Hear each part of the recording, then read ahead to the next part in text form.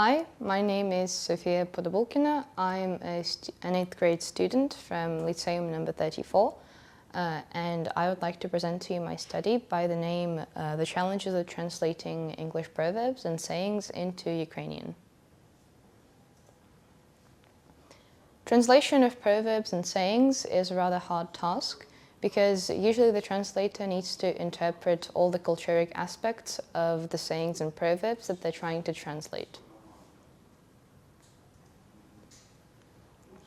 Translation in total is a way of the translator interpreting the words into another language, and proverbs and sayings are short sentences and sayings that have a rather deep meaning. In this study, I'll only be focusing on the translation of proverbs, as the same issues arise when translating both. An example of the challenges of translation can be a saying, Turkey's voting for Christmas. In Ukrainian, this direct translation of this proverb would not actually make a lot of sense. It would sound like індички голосують за Різдво. But from English resources, we can find that turkey is the main dish course for celebration of Christmas, meaning that turkeys are voting for their own death. And so in Ukrainian, this would actually be translated into «Не пиляй гілку, на якій сидиш». There are four main ways of translating proverbs, one being direct translation. It's when every single word is translated the way it should be. For example, the fish stinks from his head would be translated into «Риба гниє із голови». Another one is looking for equivalent idioms. It's when a translator looks for similar built proverbs that have the exact same meaning. They may have completely different words or maybe even structure in them, but they carry the same idea. For example, when in Rome, do as Romans do, would be translated as «У чужий монастир зі своїм статутом не ходять». Then there is translation through adaptation. It's when the translator looks for similar meanings. They may not represent the same idea, but a similar one, making it different from looking for equivalent idioms. Another example of this would be, if you scratch my back, I will scratch yours, and it will be translated as «Рука руку миє». And then there is compensation. It's when the translator may not be able to find the direct translation, and so they are looking for a way to explain the meaning of the proverb. For example, the early bird catches the worm would be «Той, хто рано встає, тому Бог дає». My study involved 5 main parts. The experiment part involves 5 main parts. First one being preparation of the materials.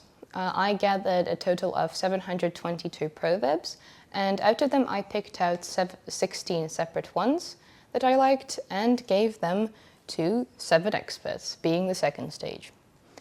In the third stage, I picked out 2 main models of AI, being ChatGPT 4.0 and ChatGPT 4.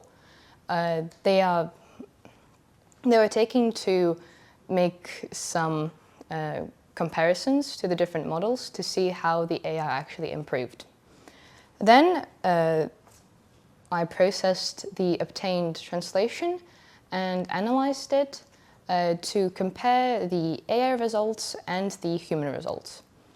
And in the end, I ended up making some analytics of all the information gained, both through the AI translation and the human translation.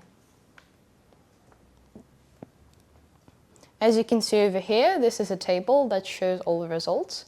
I graded every single answer given by humans and AI from 1 to 5, 1 being the worst, also red, and green being excellent, or 5. As we can see on the table over here, the first 7 columns represent the experts that were translating the proverbs. Over here, on the very bottom, we can see the average of every single expert's translation and also the AI models, as well as the maximum average. In here, there is ChatGPT 4.0, and also the average of the proverb and the maximum of the proverb's grades. As seen over here, if comparing the ChatGPT average, we can see that it's rather better than every single one of the experts. But if we take the overall of the experts being the maximum made by humans is still better than AI.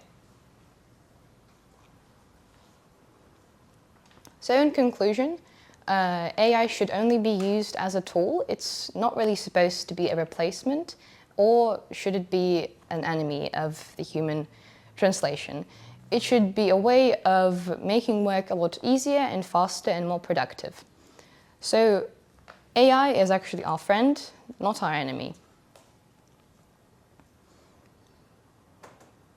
Also, I have some recommendations on how we can improve AI and its translation, such as making some dictionaries of all the different idioms and phrases so that the AI actually has resources to take the information out of and give the correct translation to the user. And also, on the Ukrainian side of things, we should create more resources of Ukrainian information online. Thanks for your attention, and I'd be happy to answer any of your questions.